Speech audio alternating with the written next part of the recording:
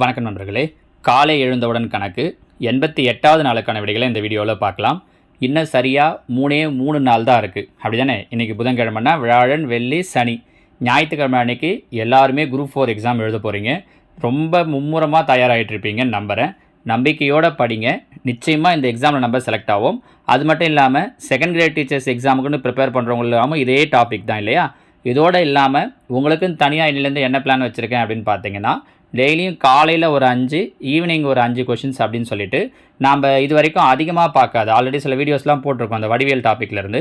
இந்த வடிவியல், புள்ளியல், இது மாதிரி குரூப் 4 நம்ம பெரும்பாலும் ப்ரிப்பேர் பண்ணாத டாபிக்ஸ்லேருந்து காலையில் ஒரு 5 கேள்வி, ஈவினிங் ஒரு 5 கேள்வின்னு சொல்லிட்டு இன்னிலேருந்து தொடர்ச்சியாக போடலான் இருக்கேன். அதையும் சேர்ந்த மாதிரி பார்த்துக்கிட்டிங்க அப்படின்னா இந்த செகண்ட் கிரேட் டீச்சர்ஸ் எக்ஸாம்லேயும் சேர்ந்த மாதிரி யோசிச்சு பாருங்கள். ஒரே நேரத்தில் 2 எக்ஸாமில் அடிக்கிறது அப்படிங்கிறது இன்னும் எவ்வளோ பெருமையாக இருக்கும் பாருங்கள். சரிங்களா? ஓகே, இங்கே வாங்க இந்த ஆன்சர் கீயை பார்க்கலாம். 436 ஒரு கோளத்தின் கன அளவு மற்றும் புறப்பரப்பு ஆகியவற்றின் விகிதம் என்ன? அப்போ இதில் நமக்கு 2 ஃபார்முலா தெரியணும். ஒன்று கோளத்தின் கன அளவுக்கான ஃபார்முலா. கோளத்தின் கன அளவுக்கான ஃபார்முலா 4/3 πr3, கரெக்டாக? அதே மாதிரி கோளத்தின் புறப்பரப்புக்கான ஃபார்முலா 4πr². விகிதம்னு கேட்டிருக்காங்க, அதனால் நடுவில் என்ன வச்சுக்கிறோன்னா ஈஸ்ட்டு. இங்கே பாருங்கள் 4π கேன்சல் ஆகிடும். இதில் r², r³ ஒரு r² கேன்சல் ஆகிடும். அப்போ இந்த பக்கம் பேலன்ஸ் என்ன இருக்கும் அப்படின்னா மேலே r, கீழே 3 ஈஸ்ட்டு. இங்கே எல்லாமே கேன்சல் ஆகிடுச்சு, 1 இருக்கும். அப்போது இந்த வகுத்தில் இருக்கிற 3 ஈக்குவல்ட்டுக்கு அந்த பக்கம் வருது அப்படின்னா பெருக்கல். ஸோ பேலன்ஸ் இங்கே r இருக்கும், இங்கே 3. So answer r/3, option A. ஓகேவா? நீங்கள் இங்கே r/3:1 வந்தோடனே இதை போட்டுறக்கூடாது. இங்கே பாருங்கள், அவங்க நம்மளை குழப்பத்துக்காக நல்லா கொடுத்துருக்காங்க பாருங்கள். 1/3 கொடுத்துருக்காங்க, r/3:1 கொடுத்துருந்தா கூட ஓகே. சரிங்களா?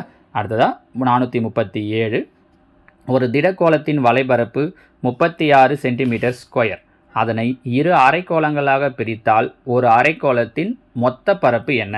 ஒரு திடக்கோளம் சொல்லியிருக்காங்க, அதனுடைய வலைபரப்பு கோளத்தினுடைய வலைபரப்புக்கான ஃபார்முலா 4πr². இந்த வேல்யூ தான் அவங்க எவ்வளோன்னு கொடுத்துருக்காங்க அப்படின்னா 36. இதை ஒரு 2 அரைக்கோளமாக பிரிக்கிறோம். இப்படி ஒரு அரைக்கோளமாக பிரிக்கிறோம் அப்படின்னா இதனுடைய வலைபரப்பு, ஏன்னா மொத்தமாக 4πr², வலைபரப்புன்னு வரும்போது என்ன வந்துடும் அப்படின்னா அரைக்கோளமாக பிரியும் போது 2πr². அப்போ இதில் பாதி 36ல் பாதி 18 ஆகிடும். ஆனால் அவங்க அதை கேட்கல, நீங்கள் 18ன்னு போட்டிங்கன்னா தப்பு. அவங்க மொத்த பரப்பு கேட்டிருக்காங்க. அரைக்கோளத்தின் மொத்த பரப்புக்கான ஃபார்முலா 3πr², கரெக்டாக? அப்போ இங்கே பாருங்கள் 2πr² 18, இல்லாட்டி இப்படி கூட பட்டிக்கலாம். 2 1s are 2, 9 2s are 18. அப்போ πr² வேல்யூ என்ன கிடைக்குது அப்படின்னா 9. நம்மளை கேட்டிருக்கிறது 3πr². அப்போ 3 × 9, 9 27. So answer 27 சென்டிமீட்டர்². நம்ம என்ன தப்பாகிடுவோம் அப்படின்னா கோளத்துக்கு 36, அப்போ அரைக்கோளத்துக்கு அதில் பாதியாக இருக்கும்னு 18 போட்டுருவோம். அவங்க கேட்டிருக்க கேள்வி மொத்த பரப்புன்றதால 3πr² கண்டுபிடிக்கணும். So answer 27 சென்டிமீட்டர்². ஓகேவா? அடுத்ததாக 438 x² + 64 முழு வர்க்கமாக மாற்ற அதனுடன் பின்வரும் நோற்றில் எதை கூட்ட வேண்டும்? இதை மெத்தடாக போனோன்னா ரொம்ப பெருசாக இருக்கும். நான் உங்களுக்கு ரொம்ப ஈஸியாக ஒரு ஷார்ட்கட் சொல்கிறேன் பாருங்கள். ஒன்றுமே இல்லை, இந்த மாதிரிலாம் உங்களுக்கு எக்ஸ் அது இதுன்னு கன்ஃபியூஸ் ஆகிற மாதிரி இல்லை தெரியாத கேட்குறாங்க அப்படின்னா டக்குன்னு நீங்கள் என்ன பண்ணிடுறீங்கன்னா எக்ஸுக்கு பதில் வேல்யூ போட்டு பார்த்துருங்க. இதர் 0 or 1, 0னோ இல்லை 1னோ. இங்கே நான் 1ன்னு போடுறேன். இங்கே பாருங்கள், எக்ஸுக்கு 1ன்னு நான் எடுத்துக்கிறேன் அப்படின்னா இங்கே என்ன கிடைக்குன்னு பாருங்கள். 1/4னா 1 + 64, 1 64 கூட்டினா 65ன்னு வருது. அவங்க என்ன கேட்டிருக்காங்கன்னா இது கூட நம்ம எதை கூட்டினா இது ஒரு முழு வர்க்கமாக மாறும்ன்ட்டு. இப்போ இந்த ஃபஸ்ட் நம்பர் வாங்கலேன், எக்ஸுக்கு பதில் 1ன்னு போட்டிங்கன்னா 4 × 1 4, 65 கூட 4 கூட்டினோம் அப்படின்னா 69. அப்போ இங்கே 69ன்னு வருது. 69 ஒரு ஸ்கொயர் நம்பரா? ஏன்னா வர்க்கமாகன்னு கேட்டிருக்காங்க, கிடையாது. அடுத்து இங்கே வாங்க, எக்ஸுக்கு பதில் 1ன்னு போடுறேன். 16 × 1 16, கரெக்டாக? அப்போ 65 கூட 16 கூட்டுறேன். 65 கூட 16 கூட்டணுன்னா 6 5 11, 81. 81ங்கிறது ஒரு ஸ்கொயர் நம்பரா? எஸ், ஆமாம். அப்போ ஆன்சர் பி தான் இதுக்கான ஆன்சர். மீதி எல்லாம் போட்டு பார்த்தீங்கன்னா வராது. 65 கூட 8 1 8, 65 8 கூட்டணும் அப்படின்னா 73, ஸ்கொயர் நம்பர் கிடையாது. 65 8 1 8 -8, 65லேருந்து 8 கழிச்சோம் அப்படின்னா 57, ஸ்கொயர் நம்பர் கிடையாது. அப்போ இது எதுவுமே ஆன்சர் கிடையாது. ஆப்ஷன் பி தான் இதற்குண்டான சரியான விடை. இதை மெத்தடாக போகிறோன்னா எக்ஸ்ன்னு எடுத்து a + b ஹோல் ஸ்கொயர் ஃபார்முலாவெல்லாம் சொல்லி நான் உங்களுக்கு சொல்கிறது மாதிரி இருக்கும். இங்கே அதுக்கான அவசியம் எதுவுமே கிடையாது பாருங்கள். ஜஸ்ட்டு எக்ஸுக்கு பதில் 1ன்னு போட்டு பார்த்தீங்கன்னா வேலை முடிஞ்சிச்சு. நம்ம புரியுதுங்களாமா? ஸோ வர்க்கமூலத்தை பொறுத்த வரைக்கும் கொஷின்ஸ் கேட்குறாங்கன்னா நீங்கள் இந்த ஐடியாவை யூஸ் பண்ணியே தாராளமாக ஆன்சர் சொல்லலாம். ஏற்கனவே ஒரு மாடல் கொஷின் பேப்பர்லேயும் கூட மாடல் கொஷின் பேப்பர் 1 போட்டோம் இல்லையா, அதுலேயுமே கூட பார்த்தீங்க அப்படின்னா நான் உங்களுக்கு இந்த மாடலில் தான் ஒரு கொஷின் சொல்லியிருப்பேன். சரியா? அடுத்து 439. ஒரு நாளில் 10 மணி நேரம் என்பது எத்தனை சதவீதம்? ஒரு நாளில் ஒரு நாளைக்கு மொத்தம் 24 மணி நேரம். அதில் அவங்க கேட்குறது எத்தனை மணி நேரம் அப்படின்னா 10 மணி நேரம் என்பது எத்தனை சதவீதம்? சதவீதம் அப்படிங்கிறதால இன்ட்டு 100 கேன்சல் பண்ண முடியுமான்னு பாருங்கள். நீங்கள் 4ஆம் வாய்ப்பாட்டில் பண்ணாலும் சரிதான். 6 24, 25 நாள் 100. 2ஆம் வாய்ப்பாடு 3 2 6, 2 10. அப்போ மீதி 5 × 25. 5 25 பேருக்குன்னா 125/3. அப்போ 3 அடிச்சிங்கன்னா 4 3 12, 5ல் 1 3 3, மீதி 2. அப்போ 6 3 18, மீதி 2, 6 3 18, 41.66ன்னு போகும். 6 6ன்னு கண்டினியூவாக போகிறதால நம்ம என்னென்னு எழுதலாம்? 6 7ன்னு எழுதலாம். So answer 41.67%. சரியா? அடுத்ததான் 440. 4 16 மற்றும் 7க்கு 4வது விகித சமம் காண்க.